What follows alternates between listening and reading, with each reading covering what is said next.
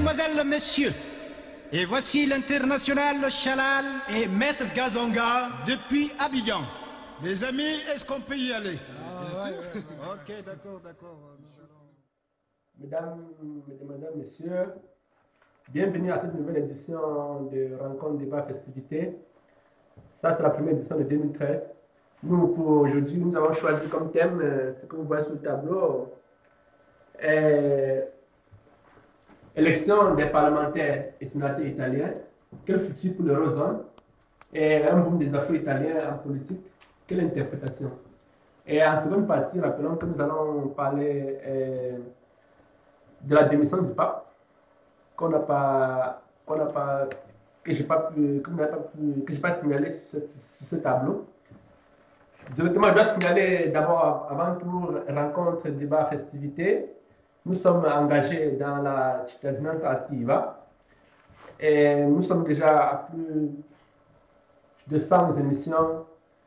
Vous pouvez nous suivre partout sur Internet et en direct de chez vous.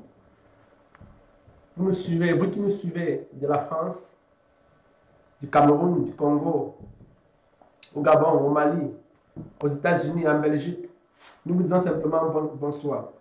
Alors, pour cette élection, nous croyons que la crise qui traverse l'Europe ne laisse personne, surtout l'Italie, que nous savons très bien, a connu des crises politiques majeures, de façon qu'il a fallu l'intervention des professeurs pour qu'on puisse trouver une solution. Mais malheureusement, même les professeurs n'ont pas pu. Maintenant, on espère encore une fois de plus à une situation politique, en espérant pour les élections qui se tiendront le 24 février prochain. Et je vais commencer par Monsieur le directeur général de RDF, nous donner une vision générale de ces élections. Et vous avez juste 3 minutes pour nous donner votre vision générale et en attendant les prochaines questions.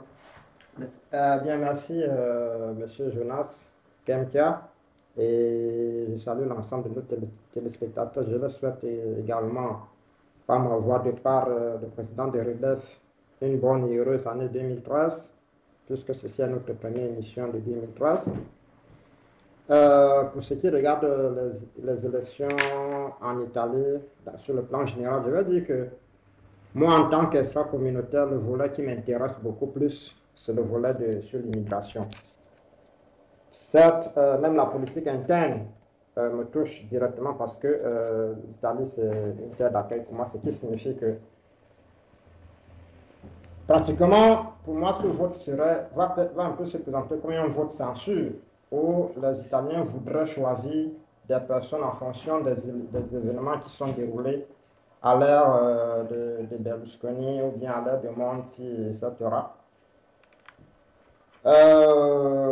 Moi, n'ayant pas le droit de vote, il reviendra aux Italiens de choisir celui qui va présider à leur destinée pour les prochaines années. J'espère qu'ils vont faire le bon choix. Pour ce qui regarde la politique de l'extérieur, moi j'ai pu regarder un peu le plan du Parti démocratique, le PD, qui pratiquement proposait la décriminalisation de l'immigration clandestine et qui proposait une plus grande intégration de l'extra-communautaire, comme il dit ici, sur la gestion du pays. J'espère que, peut-être pour ce parti, j'espère qu'ils vont pouvoir passer. Quand même, pour moi j'attends de cette élection que à la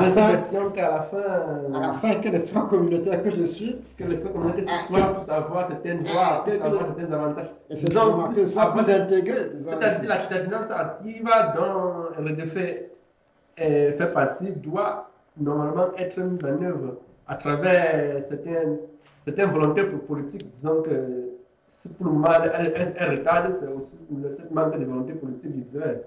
Bon, peut-être, mais bon, disons que chemin faisant, nous allons voir exactement quels sont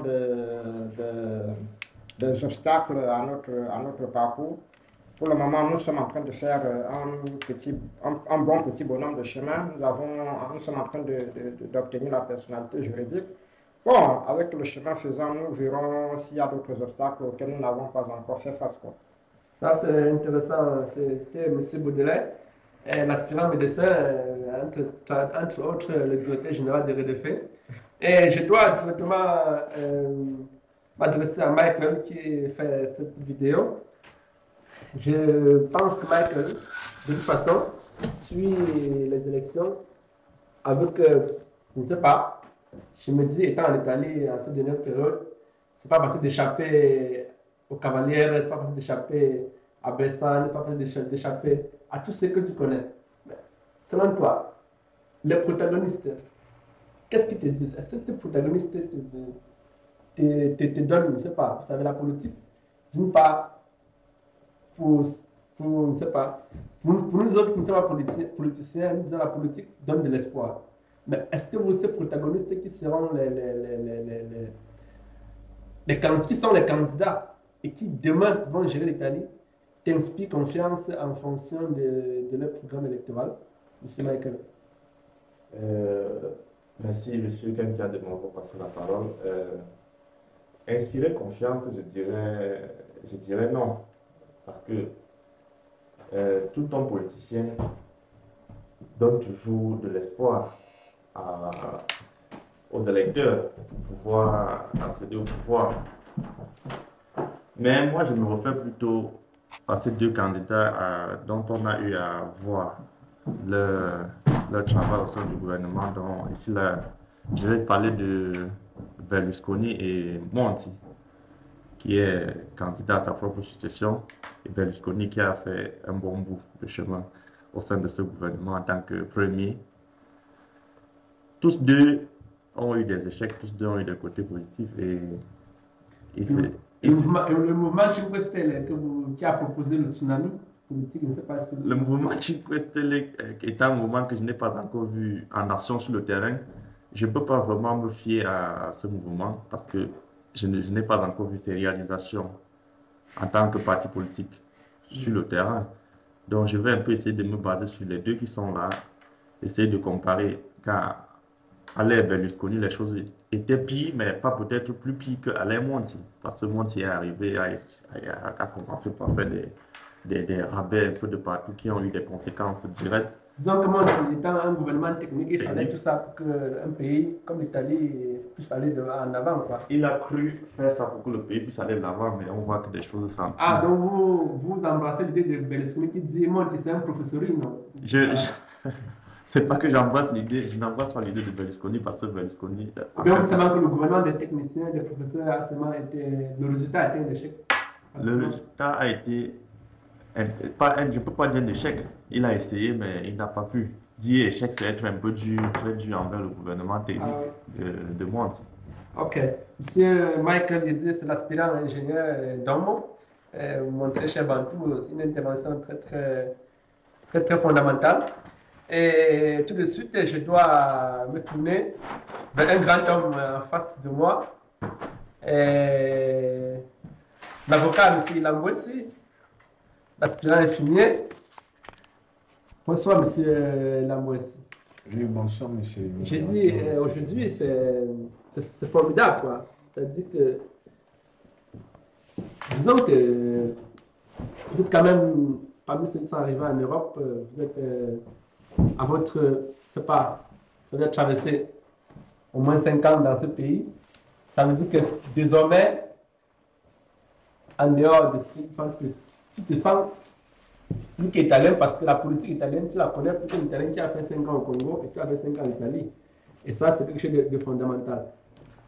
Mais les élections du 24 février en Italie sont une occasion aussi, même si ce n'est pas une occasion à nous, mais c'est une occasion italienne de laisser la voix à ceux qui vont permettre une certaine unité à l'Europe, à ceux qui vont favoriser une certaine intégration, à ceux qui vont nous permettre une certaine citoyenneté active. Et M. Lambouessi, moi, la question que je me posais est une seule. Parce que nous avons des protagonistes. Selon vous, ces protagonistes, par rapport à l'Europe, qu'est-ce que vous, quel- quel- qu'est-ce que vous pouvez nous relater ici comme Oui, moi, je voudrais d'abord mettre un petit bémol sur la citadinance active.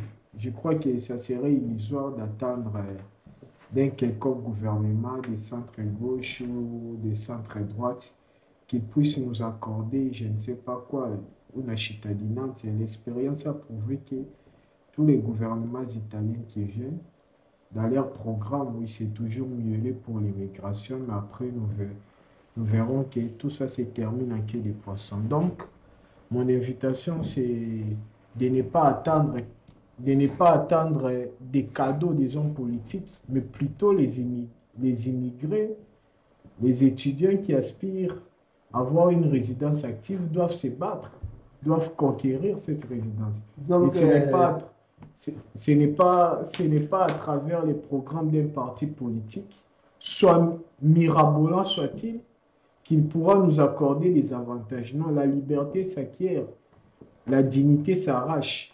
Et c'est avec des émissions comme ça, avec l'esprit de participation, l'esprit d'association, que les, les Africains, nous pouvons former un bloc, valoriser aussi, montrer notre appui, notre culture, parce que nous payons les taxes, nous travaillons, donc nous avons droit au droit des votes, nous avons droit à participer, nous avons aussi des droits et des devoirs au sein de cette cité. Donc c'est à nous-mêmes de les revendiquer.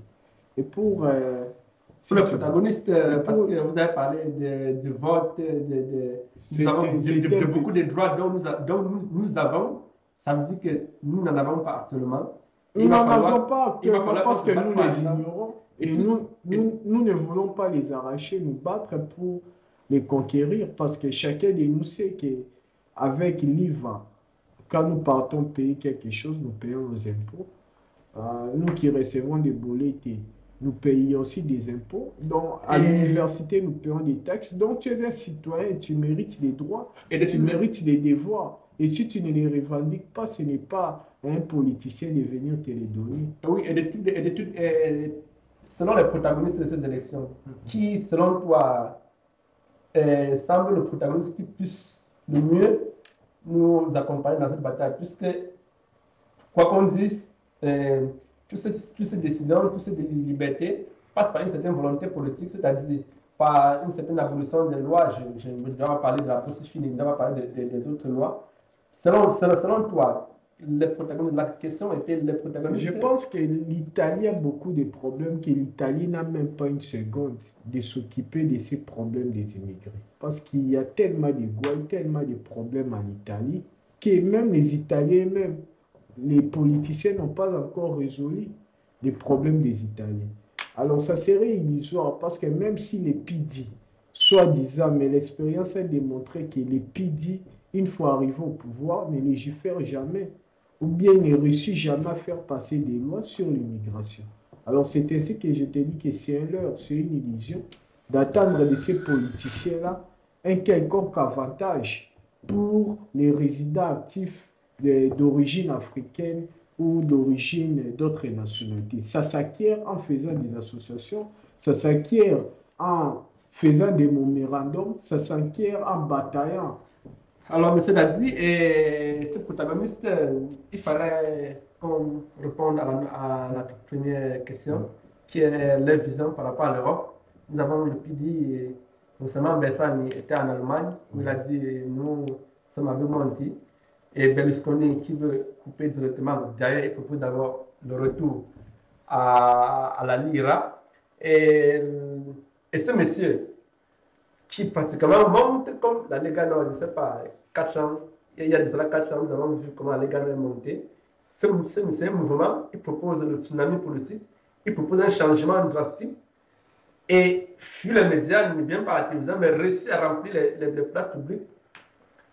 Dans tout ça, l'Europe, qu'est-ce qu'on peut préconiser de l'Europe? Je pense qu'en ce moment, l'Italie, c'est comme une femme qu'on est en train de courtiser. Mais quand tu ne réussis pas, quand le ventre de cette femme est vide, je crois que même avec des belles poésies, tu ne réussiras pas à conquérir cette belle femme. Donc je rappelle que l'Italie a d'abord en soi un débito de quasi 2,5 milliards de dirhams. Ce qui fait que par an, l'Italie doit payer comme intérêt seulement 80 milliards d'euros. Ça, ce sont seulement les intérêts pour ces dettes. Et en plus, cette année, l'Italie doit lever sur les marchés. Donc l'argent qu'on doit prendre pour les bourses d'études, pour refaire les routes, pour la sanitaire, qui bouffe aussi beaucoup, pour les médicaments dans les hôpitaux, l'Italie doit aller prendre cet argent auprès des investisseurs, c'est-à-dire des patrons de firmes. Donc l'Italie a besoin pour se financer cette année de 300 milliards d'euros. Donc vous comprenez que avec cela, les investisseurs ont besoin d'un gouvernement stable parce qu'on ne prête l'argent qu'à une personne qui est en bonne santé, à une personne qui sera ingrate de te les remettre. Mais Je reviens maintenant sur... C'est pour d'abord donner les panoramas, ce qui nous attend en plus. Et étant étudiant, j'aimerais aussi rappeler aux étudiants que cette année, la bourse d'études est financée par les taxes qu'on paye parce que l'État n'est pas en mesure de financer cette bourse d'études. Donc les taxes universitaires vont couvrir cette bourse d'études. Alors pour maintenant revenir à la question des élections, moi je pense que l'Italie, le peuple italien, c'est maintenant comme un lion qui est blessé. Pour lui maintenant, il s'agira maintenant à travers ces élections de sanctionner. Et nous avons bien vu que actuellement, selon les sondages, et la loi m'interdit même de parler des sondages, mais selon l'humeur, parce que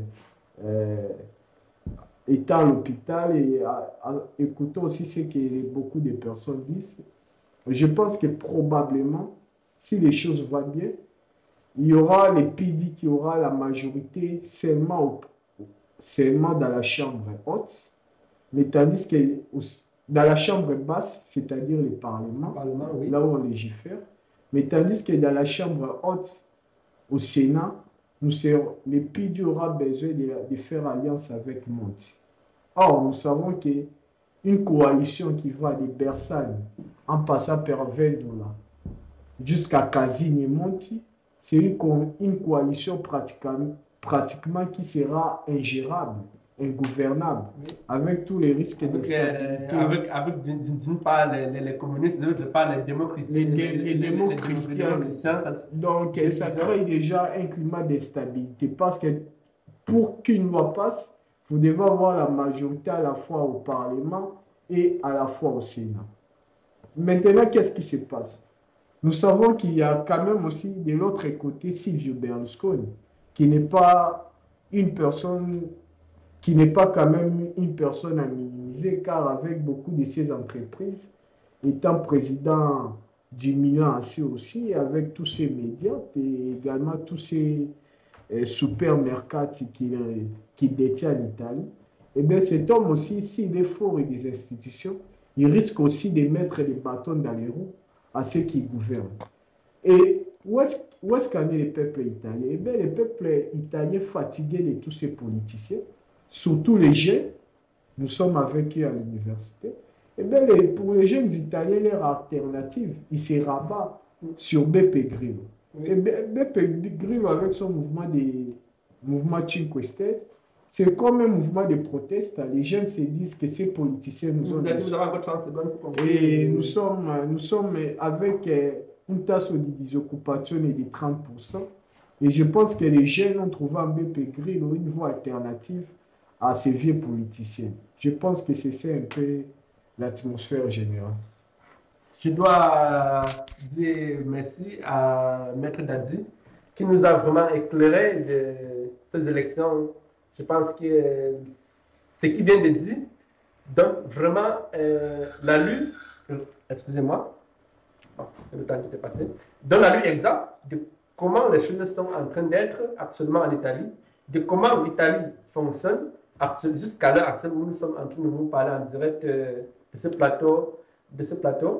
Et je dois toujours rester dans le concept européen et me tourner vers l'aspirant ingénieur, le futur ingénieur, le très futur ingénieur, M. Zoa. Et M. Ludovic Zoa, votre dynamisme, que je ne veux pas citer, fait de plus en plus montrer que il existe des étrangers dans un pays, mais des étrangers qui vivent dans ce pays et aident ce pays à avancer. Mais nous avons vu deux années la Lega Nord, la Bossifini avec Berlusconi, avec beaucoup de lois. Nous avons vu récemment les problèmes des immigrés qui ont débarqué à Lampedusa et on les a distribués dans toute l'Italie. D'autres sont arrivés à Ferrara. Nous avons vu beaucoup de cas et l'Union européenne n'est pas restée sur. L'Union européenne a quand même mis la main dans la poche pour soutenir les immigrés. Et nous savons que, pour ceux qui sont bien informés, savent que beaucoup d'immigrés qui sont arrivés à Ferrara, absolument on dorment à la station parce que n'ayant pas où aller, on se va bien. Maintenant, il se pose un problème que l'Italie était en crise parce que, comme David vient d'expliquer, il n'a pas répété, il y a beaucoup de choses qui se passent. Et les bailleurs de fonds se méfient désormais de l'Italie. Et ces élections, on voit un Berlusconi qui fait peur, mais qui avance et qui a gagné beaucoup de points.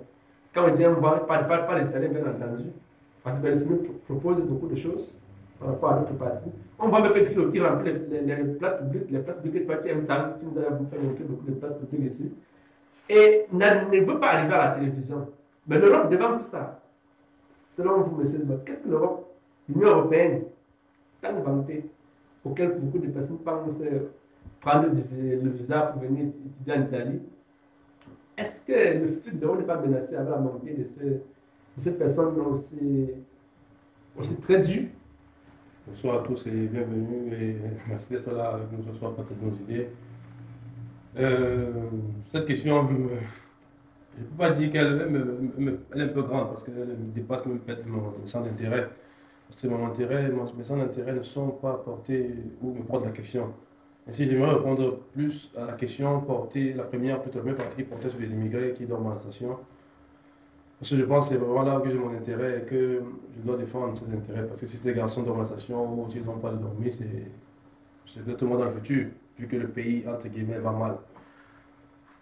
Dadi, premièrement, a annoncé les problèmes de crise financière italienne, de crise structurelle en Italie, de ce qu'il faut pour pouvoir relancer le pays, de pouvoir gérer le pays l'année prochaine. Bref, il a parlé des termes.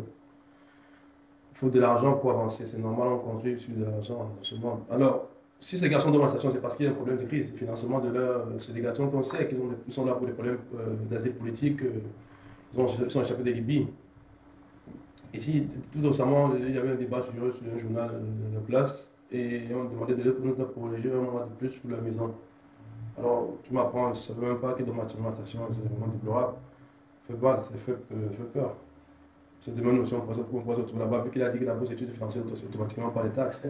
C'est aussi une donnée très forte, parce qu'on peut noter qu'on a augmenté de quoi 100 € nos demandes de permis de séjour. Oui, plus de 100 €. Et personne n'a levé le doigt, personne ne se plaint, personne n'a cherché à savoir pourquoi. Personne ne cherche jamais à savoir pourquoi. Et c'est normal, nous sommes dans une guerre d'intérêt. Chacun, quand il a accroché sur un arbre, quand l'arbre produit des fruits, il s'en fout de savoir ce qui se passe autour de l'arbre. Si le sol, les racines dans lesquelles l'arbre puise ses sources ne fonctionnent pas. C'est justement ce qu'on fait là. Ici, l'Italie est viable. Si l'Europe, où nous venons étudier, nous venons nous former, est viable parce que, en tout cas, nous sommes en Italie et c'est un arbre dans lequel nous sommes attachés. Et pour que notre branche ne soit pas taillée, ou pour que notre branche continue à produire, il faut bien que la racine dans laquelle elle puise ses sources soit viable. Qu'elle puisse entrer bien en profondeur. Si c'est que le sol soit positif, que le sol ait de quoi nourrir la plante. Oui. C'est tout le problème. Alors, par rapport à. Parce que j'aimerais bien, nous avons parlé de. Tu as beaucoup parlé d'Adila, surtout le lien, ça m'a beaucoup plu pour finir un peu, parce que je t'ai dit, je ne répondais pas à la question là, vraiment, c'est difficile, je peux parler de nous et je sais. Par rapport à ce que Dadi disait tout à l'heure de cittadinenza, il a bien commencé, il a bien mis la la chose, il a dit cittadinenza, et qui peut dire que résident. Parce que nous sommes là pour la résidence active, pas pour la cittadinenza. C'est un thème qu'on avait débattu longtemps avant, disant que nous ne sommes pas citoyens, nous sommes ici, nous sommes des résidents, que ce soit en Italie, en France. Parmi nous, il y a des citadins qui ont, on peut le voir, comme tu me l'as fait voir au début, poser les candidatures pour être député ou sénateur de ce pays, député surtout. sont candidats pour être députés des résidents, des Italiens d'origine étrangère qui ils ont trouvé l'intérêt à être sénateurs, de députés. C'est bon pour eux. Alors, moi, je penserais pour finir que je penserais, pour terminer, que nous ferons mieux de nous concentrer beaucoup plus sur ce qui nous concerne effectivement, ce qui nous touche vraiment dans ces élections-là. Qu'est-ce qui, comme tu l'as posé si bonne fois, mais il a répondu, ça n'a aucun des partenaires pour nous aider. Il a dit une solution, aller sur les places, faire des associations, se coaliser pour pouvoir défendre nos intérêts. J'aimerais qu'on reste dans ce camp-là. Laissons l'eurozone, c'est vrai, c'est tout ça, tout le complexe qui fait ce petit. Mais nous devons défendre ce qui nous intéresse comme ça, chacun défend ce qui l'intéresse et on se met d'accord sur une table de discute. Merci beaucoup, M. Doua. C'est intéressant votre intervention. Vous aimeriez qu'on reste dans le cadre de nos intérêts, de nos problèmes. Et je retiens aussi ça très intéressant. Et je pense que dans le cadre de nos problèmes seront résolus qu'avec nous-mêmes. Et c'est parce que nos problèmes seront résolus avec nous-mêmes que je pense que beaucoup de nos confrères ont pris le courage de mettre les candidatures parce qu'il faut changer beaucoup de choses. Comme vous voyez, j'ai pris la peine d'énumérer dans la Caméra des députés beaucoup de candidats en allant du Trento à Alger jusqu'à la Sardaigne. Et pour m'excuser, hein, Cécile, j'ai vu très peu de candidats étrangers. Et comme vous pouvez voir, nous avons pratiquement des gens de toute nationalité qui sont candidats. Nous avons des Sud-Africains, nous avons un Sud-Africain en général, j'ai plus de nombre, un Sud-Africain, une personne de la Guinée-Bissau, Algérie, les Algériens, les Égyptiens, les Libyens, Ghana. Une personne du Ghana, une personne de Côte d'Ivoire, et de beaucoup de nationalités. D'ailleurs, j'ai eu à remarquer que beaucoup de candidats étrangers sont d'origine suisse, ce qui doit d'abord nous attirer l'attention sur ce plateau commun. Et nous avons les Somaliens, nous avons les Érythréens, bref, nous avons une représentativité au Parlement. Ça veut dire que dans je dois rappeler, nous n'avons pas de Camerounais, c'est dommage. C'est dommage pour moi, pas dommage parce que c'est normal.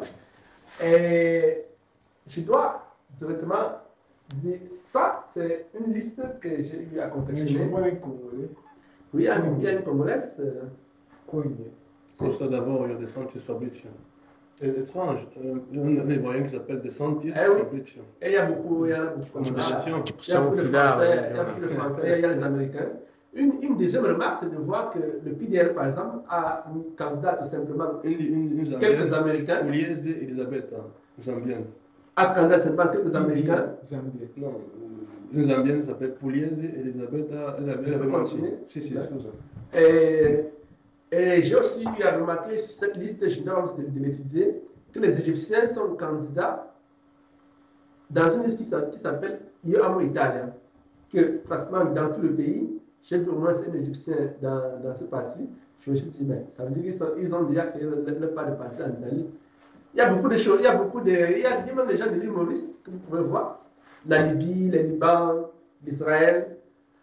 Et tout ça, c'est déjà une réponse, une phase de réponse à la question que je devais bien répondre. Et je me retourne, je vois, il y a le docteur Wabo qui est entré, qui est avec nous. Je vais lui poser une question très simple. Docteur Wabo, la crise, ça peut nous donner cette confiance dont nous sommes à la quête depuis que nous sommes en Italie. Merci. Tout d'abord, je m'excuse pour le retard, indépendant de ma volonté. Pour la question, on voit la liste des Italiens d'origine étrangère qui sont candidats, comme tu l'as dit, aux différents partis. Dire que ces étrangers pourront, ces Italiens d'origine. Je tiens quand même à rappeler que moi j'ai aussi eu à repasser le programme politique de beaucoup d'étrangers. J'ai vu que beaucoup ont dans leur programme politique l'intégration, la cittadinanza, et beaucoup de trucs liés à l'immigration, disons comme ça. Et c'est juste pour vous guider dans votre réponse. Oui, je disais donc dire que ces Italiens d'origine étrangère pourront nous aider pour moi, c'est un peu prétentieux parce que si on regarde bien au fond, ils font partie de partis qui ne sont pas vraiment les partis de la grande place, quoi. Les partis qui font vraiment l'actualité politique en Italie. Donc, moi, je pense que ce que nous pouvons faire, c'est déjà apprécier cette mobilisation d'Italiens d'origine étrangère qui, comme tu l'as dit, par exemple, les Égyptiens qui ont créé un parti, cette volonté de vouloir participer. Je ne sais pas si j'ai créé un parti. Ce parti, j'ai vu qu'il y a beaucoup d'Égyptiens qui... Bon, disons ces Égyptiens qui sont... ces Égyptiens qui font partie de ce parti, disons qu'il faut apprécier la volonté de ces étrangers de vouloir participer à la vie politique, à la scène politique en Italie. Puis après, dire qu'ils pourront nous aider, pour moi, c'est un peu tôt. Néanmoins, nous pouvons... La chose positive de ça, selon moi, c'est que au moins les étrangers, les immigrés, seront défendus par d'autres immigrés. Oui. Seront défendus par des personnes qui ont vécu des situations c'est-à-dire que les immigrés auront le temps eux-mêmes de résoudre le problème, c'est-à-dire, comme on dit d'habitude, faire pour moi et sans moi, c'est un peu comme faire oui, pour comme moi. disait Mandela, si les immigrés auront ces représentants-là au Parlement et autres qui, ayant vécu les situations que nous savons, que tout immigré vit dans ce pays, ils seront mieux armés pour nous défendre. Après, comme disait Maître Dadi, l'Italie en ce moment a énormément de problèmes et malheureusement pour nous, l'immigration passe au second plan.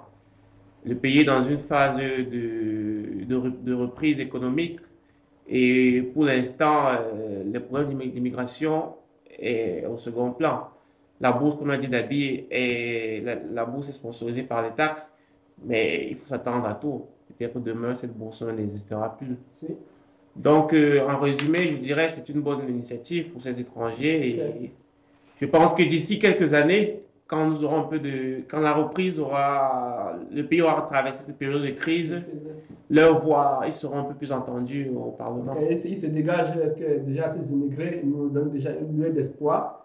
Bref, le futur, on peut dire que le futur, nous ne dirons plus que nous ne sommes plus les protagonistes pour le futur.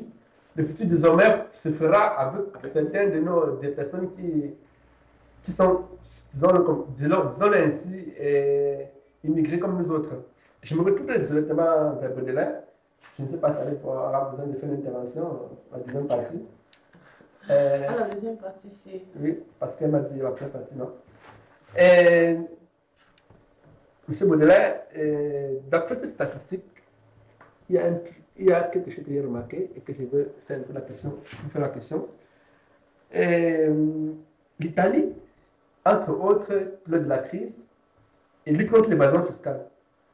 Et Berlusconi a lui-même jusqu'à dire qu'il faut signer des traités contre la Suisse pour lutter contre l'évasion fiscale. Il a promis tout, il a promis même ce qu'on ne peut pas promettre, mais je retourne sur la Suisse. Ce qui se dégage, c'est que de tous les étrangers que j'ai eu à recenser, je me suis rendu compte que les Suisses, je n'ai pas compté, mais je suis convaincu, viennent en tête en termes des étrangers qui vont se présenter en Italie qui vont se présenter à la Chambre des députés. Et ceci, selon moi, selon une vision, est un peu inquiétante parce que la question est simplement une colonisation, une façon pour l'Italie de vouloir récupérer la Suisse, ou bien une façon pour la Suisse de vouloir, une fois anticiper l'Italie avant qu'elle ne puisse mettre en place son programme. Ce n'est pas une infiltration par hasard. Pas. Non, je ne parlerai pas d'infiltration. Bon, une analyse. Dans tous les cas, il fallait voir comment ceux-là ont acquis via la nationalité. Si nous prenons par exemple le cas de ce Français, le nom m'échappe maintenant, qui pour des problèmes de fiscalité s'est retrouvé en Belgique. Depardieu, et que la Belgique lui a promis la nationalité, parce que lui étant un grand opérateur économique, la Russie l'a accueilli ainsi, probablement pour des raisons économiques. Donc, je veux dire que probablement, ça peut aussi être que cette personne a eu cette nationalité, peut-être de par leur poids économique. Et bon, maintenant, vous savez, lorsque tu as un poids économique, tu vas chercher le poids politique très souvent pour protéger ton poids économique. Ça peut être la promesse de Berlusconi sur laquelle il faut lutter contre l'évasion fiscale et le fait qu'on trouvait ici beaucoup de Suisses comme candidats étrangers. Bon, beaucoup de Suisses comme candidats étrangers, moi je dirais ça peut être aussi une pure coïncidence. Parce qu'il faut déjà voir le quota des Suisses qui sont le quota de ceux qui ont déjà acquis la nationalité italienne, pour savoir si c'est vraiment une représentativité ici. Parce que s'ils sont peut-être de l'ordre, disons, de 5 millions, pour parler en chiffres, et que dans cette liste, ils sont peut-être 50 ou bien 100, bien qu'étant majoritaire dans la liste des États communautaires, mais par rapport à l'ensemble des personnes des Suisses qui ont la nationalité, ils ne sont donc pas, ils ne représentent pas. Donc, je veux dire qu'en termes de statistiques, il m'est un peu difficile de donner des points de vue, un jugement de valeur, parce que je donnerais un jugement de valeur si j'avais l'ensemble des Suisses qui ont déjà acquis la nationalité italienne et qui résident ici. Et comparé au nombre de ces personnes qui sont étrangères ici, disons ainsi, et qui font partie de ces listes, pour voir si vraiment c'est représentatif ou pas. Donc, ah oui, ça c'est intéressant comme interprétation. Donc, vous dites que ça peut être une pure coïncidence, ou bien c'est pas quand même suffisant pour tirer une conclusion telle que. Vu que nous n'avons pas de statistiques, nous n'avons pas de données. Des données exactes par rapport au nombre. Ça peut également être, comme je l'ai dit d'entame de mes propos, peut-être des grands. Nous savons que la Suisse est un État économiquement. Enfin, c'est un peu le centre disons que c'est un peu le centre du monde, c'est un peu la capitale où tout le monde vient mettre tout. Effectivement. Là, il peut y avoir peut-être un certain poids économique qui voudrait protéger de par la conquête de ce pouvoir, de ce poids politique. Ok, monsieur Baudelaire, ça c'est très très intéressant de votre part, cette démonstration magistrale, cette réponse qui d'ailleurs, personne du plateau n'a pas dit le contraire. Et je me retourne encore sur Dazi, et vous allez m'excuser, je ne peux pas me faire cette question parce que la dame que vous voyez, elle s'appelle Cécile Kienge Kachetou, elle est d'origine congolaise. Et elle est la candidate de l'Emilia Romagna avec le PD. Et d'ailleurs, j'ai vu son programme politique où il parlait de la cittadinanza, il parlait de la résidence même active auquel nous sommes vraiment engagés. Et il parlait, le bluff, c'est une femme. Ali, entre les lignes, on comprend que ta connationale, celle qui vient de ton pays, et qui aujourd'hui est italienne, a beaucoup d'espoir, a un programme politique plutôt chargé, non seulement pour nous autres Africains ou bien pour nous autres étrangers, mais pour beaucoup d'Italiens. Ajouté à lui, je dois dénombrer aussi beaucoup d'autres Égyptiens qui, entre autres, selon moi, ils ont un parti politique où ils sont sûrement majoritaires, io amo l'Italie, et le Maroc, la Guinée-Bissau, la Côte d'Ivoire, la Somalie, l'Érythrée, l'Algérie. Nous rendons quand même compte qu'ici, il y a une certaine représentativité de l'Afrique. C'est un peu comme un parlement en miniature. Mais la place du Congo dedans, est-ce que le Congo sûrement doit être orgueilleux de ça, mais est-ce que le Congo peut s'attendre à une...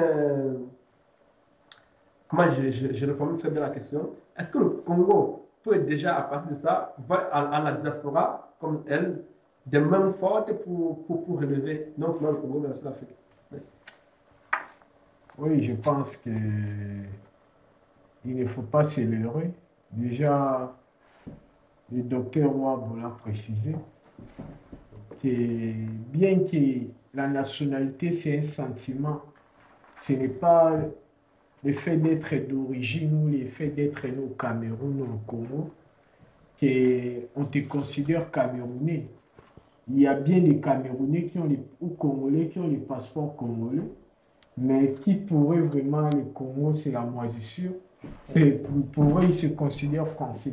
Donc, les traités internationaux ont déjà traité ce problème des nations en disant que la nation, c'est un sentiment d'appartenance. Donc, il y a même beaucoup d'Italiens qui refusent même de se considérer Italiens. Ils préfèrent se dire Siciliens, Vénéto ou même Anglais, Américains. Mais moi, je pense qu'eux, ils ont déjà choisi leur camp et ils n'ont plus à reculer. Ils vont défendre l'intérêt italien et non l'intérêt congolais. Et je rappelle que ce n'est pas la première Congolaise qui entrera au Parlement, parce qu'il y a déjà un Congolais de Brazza, monsieur Touadi. C'est même lobby alors. Non, ce n'est pas un lobby, c'est qu'ils ont voulu oser. Et il faut aussi voir, ils sont dans un parti politique, les PIDI, mais ils n'appliqueront pas leurs idées, ils appliqueront le programme du PIDI.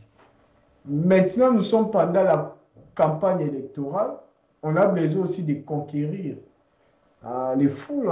Il y a beaucoup d'Africains, d'étrangers, des deuxième génération. Et pour avoir leur voix, on peut dire n'importe quoi, on peut promettre même la lune. C'est comme lorsqu'on voudrait conquérir une femme, on dit n'importe quoi, mais la réalité arrivée dans la maison, la réalité est tout autre.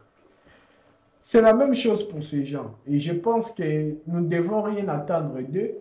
Et nous avons vu même avec M. Touadi, dont je respecte sa technicité intellectuelle et sa grande carrure intellectuelle, mais nous avons vu que même au Parlement, ils sont même absents pour défendre ces propositions. Même dans des débats, nous ne les voyons pas. Parce que vous dites parce que les idées ne passent pas, c'est les idées du parti qui passent. C'est les idées du parti qui passent. Parce qu'ils sont italiens. Hein? Parce qu'ils sont partis pour défendre l'Italie. Oui, pas pour défendre l'Italie, mais pas pour défendre l'Italie. Vous voyez qu'elle travaille beaucoup plus sur l'intégration, sur l'immigration. Bref. Mais c'est ça que je te dis, c'est bien beau. C'est parce qu'il de plus en plus en Émilie-Romagne, vous allez remarquer, lorsque vous partez dans des asiles, à Liceo, vous verrez qu'il y a beaucoup d'enfants africains de deuxième génération. Et il y a même certains qui ont déjà 18 ans, 19 ans, qui peuvent voter. Et ces gens-là aussi, c'est un électorat qu'on doit acquérir. Et non seulement aussi ces enfants-là ont des amis italiens. Donc, à partir de les messages qu'on doit passer, c'est un message d'intégration. Et non appliquer un message de dureté, ça te fait perdre les voix. Mais la réalité est autre. Donc, on fait la politique avec la poésie, mais on gouverne avec la prose. Ok, M. Dadi, ça c'est intéressant. Le Congo ne peut rien s'attendre d'elle. Elle est italienne, elle a choisi son camp. C'est le constat qui se dégage de notre frère, comme M. Dadi. Et je dois poser une simple question à Alain. Et cette liste dont j'ai fait défiler, et malheureusement, il n'y a pas de Camerounais. Et vous êtes Camerounaise. Ça ne vous dit rien. Parce que nous savons que les Camerounais sont là depuis 20 ans, les Camerounais sont là depuis 30 ans. Et le fait qu'on une élection, une occasion aussi importante, le Cameroun absent, c'est déjà naturellement, on accepte ou bien. Bonsoir à tous. Et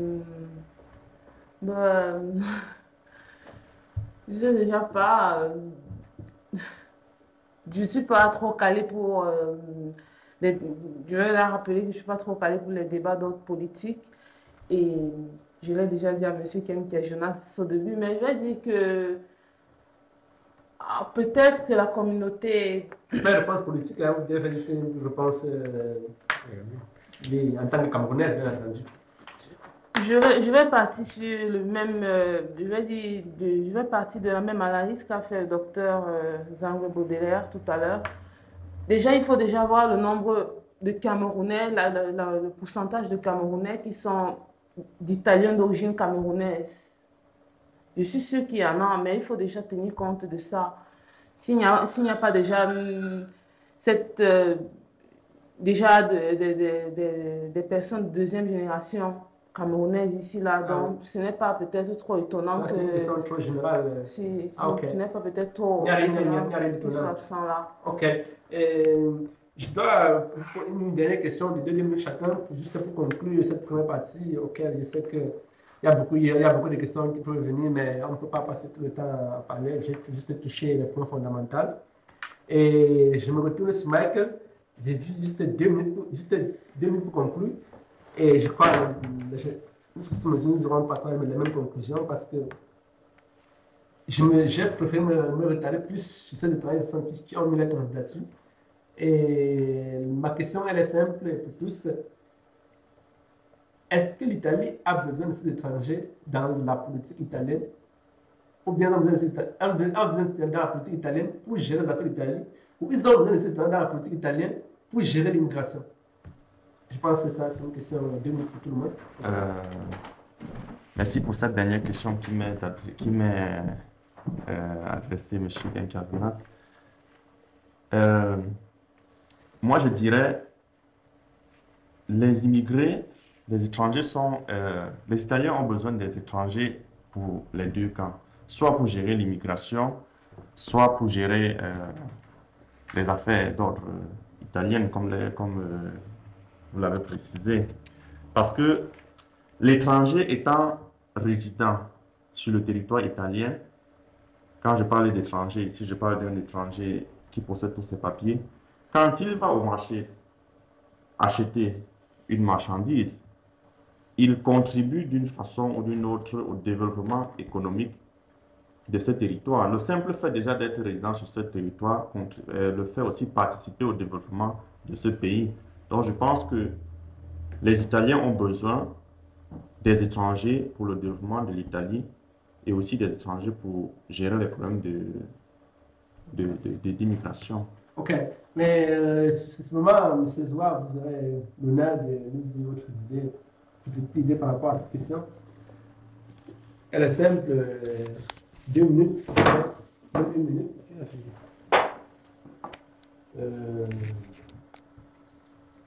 Bref, je ne sais pas si j'ai vraiment bien compris la question parce que La question est très simple. J'ai dit, est-ce que les Italiens ont vraiment besoin, des immigrés dans la politique pour gérer les affaires italiennes ou bien pour gérer l'immigration?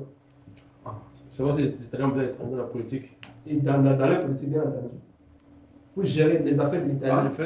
J'ai fait comme si j'ai bien compris. J'ai fait comme si j'ai compris la question comme tu l'as posée. Parce que la question, selon moi, elle est très mal posée. Parce que, comme vous l'avez dit tout à l'heure, ce sont les Italiens.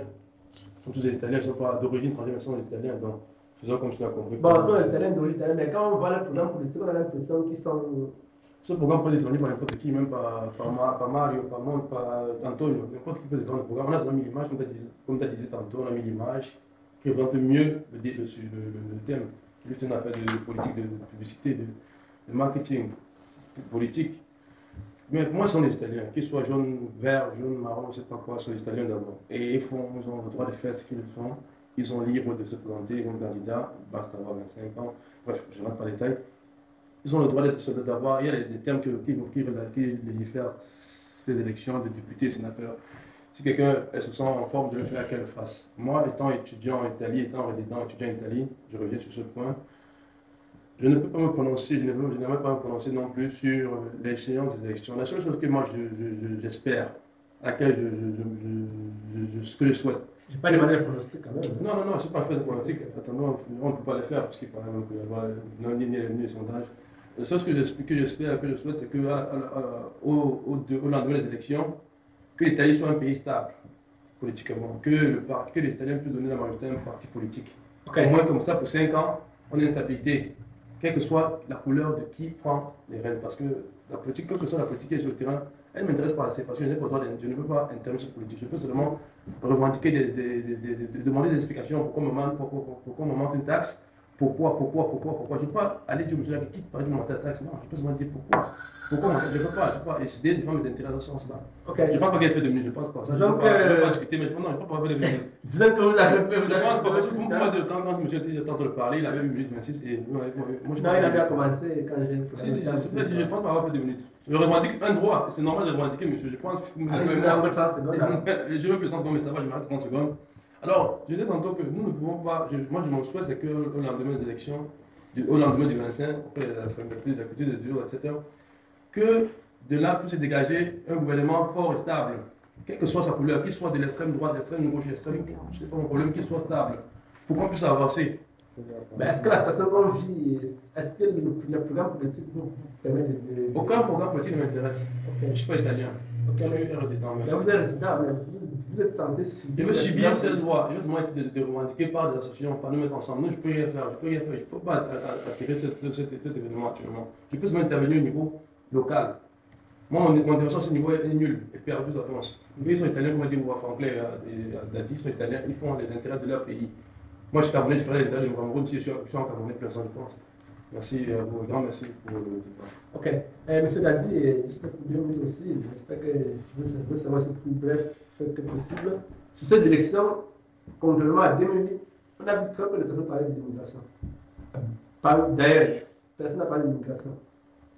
Oui, mais je viens dire, c'est le cadet des soucis, même le docteur Wamola l'a ribadit ou l'a répété, c'est le dernier des soucis actuellement des Italiens. Ils sont frappés par, les pays frappés par une grave crise économique. Le chômage ne fait qu'augmenter. L'année passée, selon Conflit Industria, 100 000 asiles, 100 000 entreprises ont fermé en Italie. Et même la Deuxième Guerre mondiale n'a pas produit ses effets. Donc vous comprenez que le plus important, pour ceux qui travaillent, ceux qui sont chaque jour, les matins à 5 heures, le plus important aujourd'hui pour les peuples italiens, c'est le pain, c'est la pizza. C'est aller à McDonald's et dans sa busta paga qu'il reçoit, il voudrait bien que l'IRAP ou bien l'IREP soit baissé. Il ne voudrait pas payer plus d'impôts. Donc ne venez pas encore les déranger avec l'immigration. Vous pouvez même donner à tous ces immigrés la cittadinane, peu importe. Pour lui, maintenant, c'est ce qui entre réellement dans sa poche. Ça veut dire que plus le temps est passé, plus les Italiens ont compris. Je veux dire qu'il y a eu 100 000 entreprises qui ont fermé. Même ça, c'est le président des Conflits Industria qui l'a dit. Même la Deuxième Guerre mondiale n'a pas produit. Basta aller dans les supermarchés. Vous voyez que les gens payent seulement 10 euros, 15 euros. Donc, c'est la crise. C'est un euro de carburant. Les gens veulent ce qui influence leur portefeuille. Monsieur Baudelaire, je m'attelle directement à ce que tu as dit. C'est-à-dire, avec cette crise économique, les Italiens, plus que jamais, ont compris que l'immigration n'était même pas un problème. D'ailleurs, le scandale de l'année gagnée nous dit beaucoup qu'on défie devant les droits du Nord. En réalité, les droits du Nord, entre autres, c'est les droits individuels, avec le scandale de film mécanique, où on a vu qu'ils ont vendu les avions en les faisant encaisser personnellement par je ne sais pas. Et nous voyons aussi, selon ce que Dadi vient de dire, que 100 000 entreprises ont fermé cette année. Et sans se le faire en 2000, je ne sais pas si vous dites en 2009, et où toutes les places étaient remplies pour dire aux étrangers d'aller, de partir. Mais que curieusement, seulement 3 ans après, on se rend compte que ce n'est plus le cas. On vous laisse même se représenter parce que selon vous, ce n'est pas un message, c'est un message qui n'est en considération. Non, il faut tenir ça en considération, il faut aussi prendre ce que Maître a dit, c'est-à-dire qu'il faut toujours regarder il faut toujours regarder les priorités. À l'époque, M. Berlusconi disait qu'il est difficile même de prénoter au naïf pour les vacances. Les restaurants sont toujours pleins. Ça veut dire que l'Italie va très bien. Aujourd'hui, et donc, à ce moment-là, en se fiant à cela, on pouvait dire que l'Italie allait bien. Et donc, l'étranger venait le gêner à marge. Maintenant, lui, même si l'étranger est à côté de lui, ce n'est pas son problème. Le fait, c'est que lui n'arrive pas à manger. Donc, il faut résoudre cette priorité. Donc, il faut déjà regarder ça aussi. Mais il faut aussi voir que les mentalités évoluent et que les gens sont en train de comprendre qu'en fait, l'immigration, au-delà du fait que les gens un peu fascistes peuvent penser que c'est une source de, de dérangement, est mieux une source d'enrichissement. Parce que ici, moi je n'ai pas de job par exemple. J'ai une étiquette qui me suit partout où moi je vais, que je sois diplômé ou non. Par contre, à la fin du mois, à la fin de l'année, je dois faire un permis de séjour. Peu importe, on ne veut pas savoir, j'ai pris de l'argent. Je dois manger, je participe donc avec l'IVA et tout ce que cela comporte. Donc il faut quand même dire que même si cela était comme ceci à une certaine époque, il faut aussi comprendre que la loi d'immigration, selon, j'avais dit ça une fois, mais je me rappelle plus trop que la première loi sur l'immigration datait des années 1994 ou bien 96, un truc de ce genre. Donc l'Italie aussi est un pays qui vient de s'ouvrir à l'immigration en 98, il y a en 2008, bon de 94 mais en 2000, c'est pas que le temps, il y a beaucoup de temps. Il y a encore un peu trop de xénophobie et tout ce que cela comporte. Donc les éléments sont en train d'évoluer. Et on est en train de comprendre qu'on a besoin de l'étranger. Parce que si on construisait 4 000 autour de l'Italie, et qu'on leur dit, va bien, on vous laisse l'Italie dans 4 000, on vous coupe tout le reste du monde, ils ne pourraient pas vivre. Donc probablement ces personnes-là, on peut se servir d'eux pour avoir un peu une mainmise pour ce qui regarde l'étranger, pour bien connaître l'étranger, pour savoir qu'est-ce qu'on peut utiliser à l'étranger. Parce que, quoi qu'il en soit, je connais mieux le bois camerounais que peut-être un Italien qui a étudié cela. Je connais mieux le sous-sol camerounais, peut-être qu'un Italien qui a... Donc, on peut aussi se servir un peu pour avoir une idée plus ou moins claire des aspects économiques qu'on peut avoir sur des collaborations, on appelle ça les relations bilatérales. Merci M. Baudelaire, c'est très éclaircissant votre franc-parler. Je pense, pensez exactement que l'immigration constitue une source d'enrichissement. Une source d'enrichissement, qu'en s'ouvrant, on s'enrichit, et en se fermant, comme l'Italie l'a été depuis longtemps, ils se rendent compte maintenant qu'ils sont en retard et il faut se rattraper. Je ne sais pas si le docteur Wabo a une conclusion par rapport à cette première partie. Bon, je vais juste intervenir sur les propos de Ludovic et le docteur Baudelaire. Ludovic qui a dit que ça n'intéresse pas, les élections ne l'intéressent pas, les programmes l'intéressent parce qu'il n'est pas concerné. Mais je vais dire que ce n'est pas vrai. Le fait seulement d'être ici, c'est que tu te sens concerné. Le fait seulement d'être présent ici à cette conférence, c'est que tu te sens concerné. Et comme tu l'as dit, Jonas Kemeto l'a dit, dans le programme de ces partis, il y a des points précis aussi pour les immigrés. Donc nous ne pouvons pas dire que nous ne sommes pas concernés parce que nous ne sommes pas italiens. Et par rapport à ce que le docteur Baudelaire a dit, que l'immigration étrangère est enrichissante pour un pays, c'est vrai. C'est vrai comme c'est faux. Je prendrai l'exemple de la Suisse, qui est un pays très fermé, mais qui est aussi un pays très riche. Et donc, je suis d'accord, mais je dois aussi dire qu'il y a aussi des pays qui se sont fait une place, entre guillemets, place au soleil, en restant tout de même un pays, et en restant fermé, quoi. Et ma conclusion, bref, est que sur la question que tu as posée sur les immigrés, je me rappelle encore. Oui, si les Italiens ont besoin d'immigrer dans leur politique. Je dirais simplement que la présence de ces étrangers, de ces Italiens d'origine étrangère dans les partis est juste une façon juste de démontrer. C'est juste pour moi une façade. Il y a beaucoup d'exemples ici en Italie qui nous démontrent que le pays n'est pas encore ouvert aux étrangers. Il n'est pas normal que quelqu'un qui naît ici doit attendre 18 ans pour faire une demande pour avoir la nationalité. Et j'en passe. Donc pour moi, cette présence d'Italiens d'origine étrangère est juste une mascarade organisée. Ok, merci beaucoup, le docteur Wabo. Nous sommes ici au studio 209 de RDF. Ça, c'est la première édition en 2013. Cette première partie était consacrée sur les élections des députés et des parlementaires italiens.